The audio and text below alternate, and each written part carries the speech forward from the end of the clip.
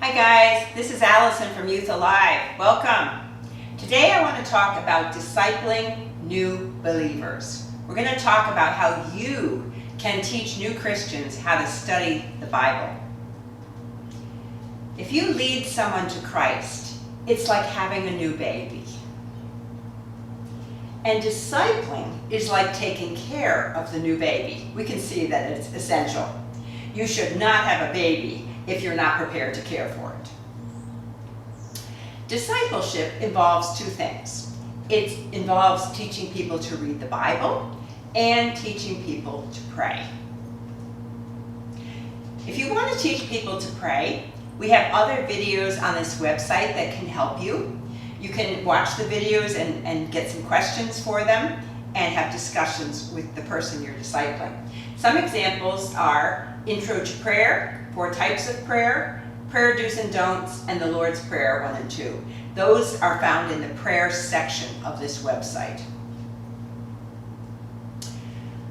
We're going to use the discovery method of reading the Bible, which comes from, some ideas came from Beyond, which is a missionary organization in Richardson, Texas. They start churches among people who have never heard about Jesus. Okay, so here's how you do it if you're trying to teach a new person who just believed in Jesus. You read, number 1, you read the story or the passage in the Bible. Number 2, you have the person or the group retell the story in their own words. 3, you ask, who is God or who is Jesus in this story? 4th, you ask, who is man? Who are we in the story? And 5, you ask, so what? How does this apply to my life? Is there an example for me to follow, something I need to obey, or is it a promise I need to grab a hold of? I'm going to show you how this works. I'm going to tell you a familiar story about Jesus calling his first disciples, and I'm going to show you how to do this. I'll just read the story. It's very short. One day, as Jesus was walking along the shore of the Sea of Galilee, he saw Simon and his brother Andrew throwing a net into the water, for they fished for a living.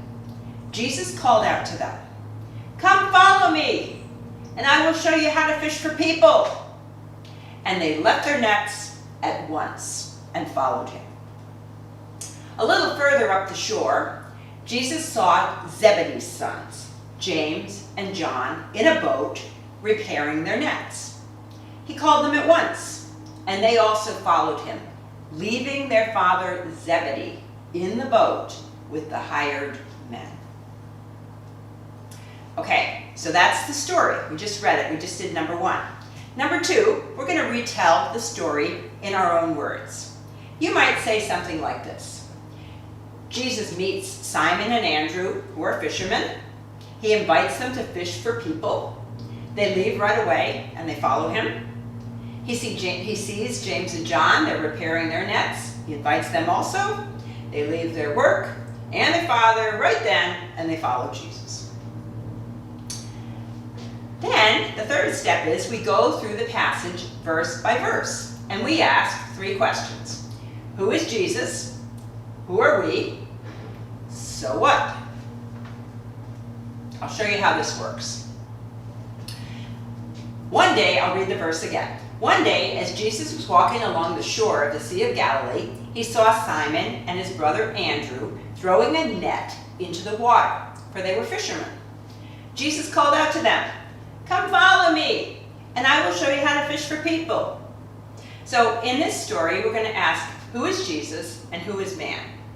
So we can see that who is Jesus? He's a leader. He wants people to follow him. So a leader leads and people follow. We can see he chooses people. He invites people. We see that he speaks to people in a way they can understand. When he's talking to fishermen, he's talking about fishing for people. And we also see that he gives these fishermen a new purpose in their lives. They're going to be fishing for people. They're going to be sharing their faith with people. to help them. Oh, sorry. Who is man? Man, we can see, is working really hard to make a living. These fishermen are working really hard. They're having to throw their nets, and they're working really hard. The next part says, and they left their nets at once and followed him. Now, if somebody asked you off the street to follow them, you probably would say, what, are you kidding me? So who is Jesus? He's incredibly attractive. He's incredibly trustworthy for people to want to follow him, and he changes people's lives. They follow him immediately. So he's amazing. Who is man in this verse? Well, they make a huge life change when they meet Jesus. They leave their business right away and they follow Jesus. I'm going to go to the next verse. A little further up the shore, Jesus saw Zebedee's sons, James and John, in a boat repairing their nets. He called them at once, and they also followed him, leaving their father Zebedee in the boat with the hired men. Who is Jesus in this particular verse? He is a leader. He has authority. Again, he calls and invites people to follow him. He's a model. You follow me. You base your life on me. You follow my example. And he's very attractive. Who is man in this verse? Man, these people are working very hard, repairing their nets. They respond to Jesus' invitation right away, and they leave family relationships to follow Jesus. They put Jesus ahead of their family. How does this apply to my life? So what? Well, we can say that what happened to the fishermen happens to us. Jesus is inviting us too. We can see that it will cost us something. We can see that they had to leave something behind. They had to leave their job behind. They left their father behind. They left relationships behind. We see that Jesus made it worth it to them, that he gave them new purpose in their lives. And they were going to learn how to fish for people. We can learn how to fish for people too. So this way is a great way of studying the Bible. I want to encourage you to try it. Who is God, or who is Jesus? Who is man? So what? 3 simple questions. It's fun and it's easier the more you try. You can use this for yourself, and you can use it to train other people.